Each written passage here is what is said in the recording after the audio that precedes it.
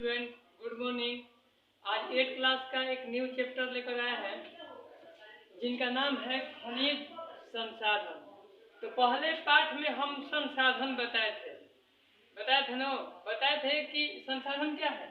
संसाधन उसे कहा जाता है जो मनुष्य अपनी आवश्यकता को पूर्ति करने के लिए दुनिया के तमाम जो दिखाई देता है उसको इस्तेमाल करता है, वो क्या है, संसाधन है। जैसे पेन है, पेन हमारे लिए क्या है, संसाधन है। जैसे हम लोग मामा घर जाते हैं बस के द्वारा, वो भी क्या है, संसाधन है। तो आपको ये भी बताए थे कि सर्वप्रथम जिमरमैन ने ये चीज को बताए थे कि संसाधन होते नहीं, क्या होते हैं, बनते हैं। विद्यार्थी, तो चलिए हम लोग उसकी ओर नहीं जाएंगे। अब हम लोग समझते हैं खनिज। खनिज देखिए, खनिज किसे कहा जाता है, खनिज क्या है। आज से लाखों करोड़ वर्ष पहले भूतल के अंदर पेड़ पौधे, जीव जंतु या कोयला, पेट्रोलियम, तमाम चीज को क्या कहा जाता है, ये क्या है, खनिज है। या दूसरी परिभाषा ऐसे भी बोल सकते हैं कि निश्चित रासायनिक संयोजन एवं विशिष्ट आंतरिक परमाणुिक संरचना वाले ठोस प्राकृतिक पदार्थ को खनिज कहते हैं। यानी आंतरिक यानी भूतल के अंदर से निकाला गया वो पदार्थ, जैसे जैसे जीवाश्म ईंधन। जीवाश्म ईंधन के अंतर्गत क्या आते हैं, कोयला, पेट्रोलियम इत्यादि। तो हम लोग जानेंगे, आगे सीखेंगे। तो चलिए हम लोग बारी बारी करके पढ़ते हैं। और देखिए ये चीज 10th क्लास में भी विद्यार्थी पढ़ना है, तो अभी से अगर अच्छा से आप पढ़ेंगे तो हमको उम्मीद है कि 10th क्लास में आपको बेहतरीन तरीका से समझ में आएगा। तो आशा नहीं बल्कि हमको पूर्ण विश्वास है कि आपको समझ में आएगा। तो ये एग्जाम में ऐसा पूछ लिया जाता है कि खनिज कितने प्रकार के होते हैं। तो चलिए आगे की ओर बढ़ते हैं। खनिज कितने प्रकार के होते हैं विद्यार्थी, खनिज 2 प्रकार के होते हैं। पहला धात्विक खनिज, दूसरा अधात्विक खनिज। तो अब पूछा जाएगा कि धात्विक खनिज क्या है। तो धात्विक खनिज उसे कहा जाता है जिसमें धातु का गुण होता है। इसमें क्या होता है विद्यार्थी, धातु का गुण होता है ना विद्यार्थी। जैसे लौह अयस्क, तांबा, निकेल इत्यादि। अब आपको एक प्रश्न ऑब्जेक्टिव टाइप बना दिया जाएगा कि निम्न में से तांबा जो है कौन से धातु के अंतर्गत आते हैं। तो तांबा कौन से धातु के अंतर्गत आते हैं, धात्विक खनिज के अंतर्गत आते हैं। अगला है अधात्विक खनिज। ना विद्यार्थी, अधात्विक खनिज उसे कहा जाता है जिसमें क्या होता है, धातु का गुण नहीं पाया जाता है। जिसमें क्या होता है, धातु का गुण नहीं पाया जाता है, वो क्या है, अधात्विक खनिज कहा जाता है। जैसे चूना पत्थर, डोलोमाइट, अवरक इत्यादि।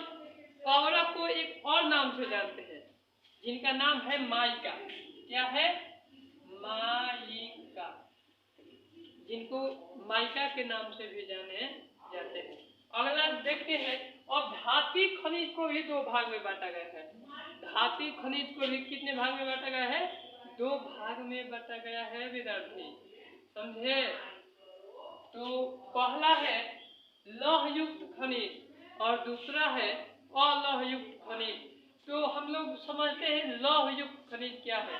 वैसा खनिज जिसमें धातु का गुण पाया जाता है, वैसा खनिज जिसमें लोहा का अंश पाया जाता है, वो क्या है, लौहयुक्त खनिज है।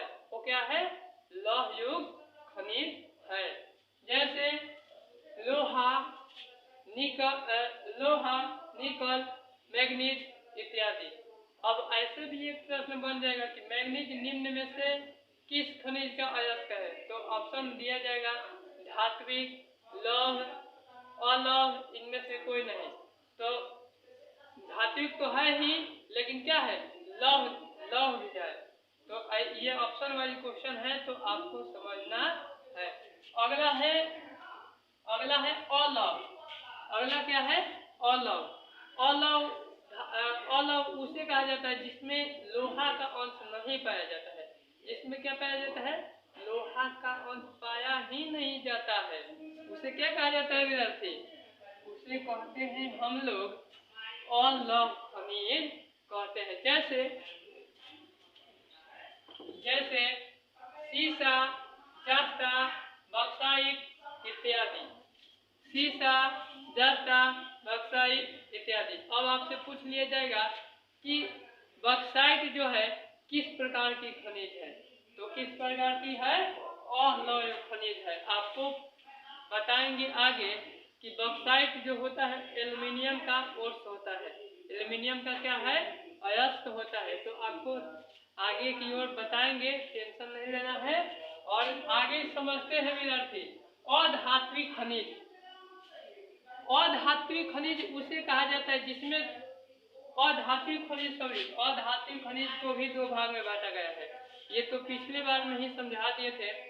अधात्विक को दो भाग में बांटा गया है, पहला कार्बनिक, दूसरा अकार्बनिक। तो पहला कार्बनिक खनिज के बारे में जानते हैं हम लोग। कार्बनिक खनिज उसे कहा जाता है जिसमें कार्बन की मात्रा पाया जाता है, जैसे कोयला, पेट्रोलियम इत्यादि।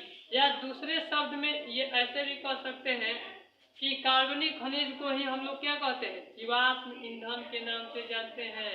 कोयला, पेट्रोलियम क्या है, जीवाश्म ईंधन है।